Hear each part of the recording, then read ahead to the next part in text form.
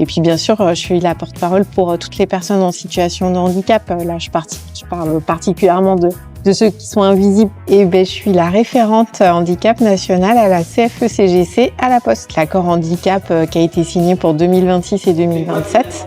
Il y a l'attribution d'un référent handicap. Mon premier public, c'est quand même les postiers et les postières qui sont en situation de handicap ou qui sont susceptibles de le devenir sur les organisations syndicales qui ont signé en fait l'accord. Parce qu'aujourd'hui, il y a beaucoup de handicaps qui sont pas vus. Il y en a 80%. Être porte-parole un peu de ces personnes qui travaillent et qui justement compensent tous les jours par leur handicap invisible. Donc tout ça, c'est quoi? C'est tout ce qui est maladie chronique, maladie invalidante, troubles psychiques, cognitifs, enfin j'en passe, parce qu'il y en a énormément. Puis il y a aussi beaucoup de jugements qui sont encore portés, comme ça se voit pas, fais des efforts, t'exagères. Ça peut aussi demander des aménagements qui parfois ils n'osent pas forcément le demander. Et ça, c'est des choses qui clairement sont difficiles au quotidien.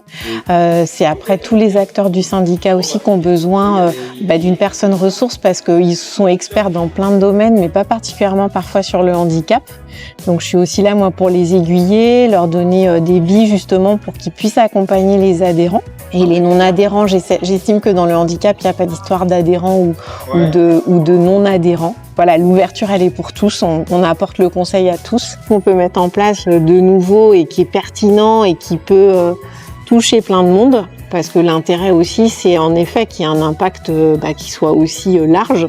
On est là et on sera super content en fait, de pouvoir vraiment vous guider quoi. Voilà les mots que j'aurais à dire pour la fin.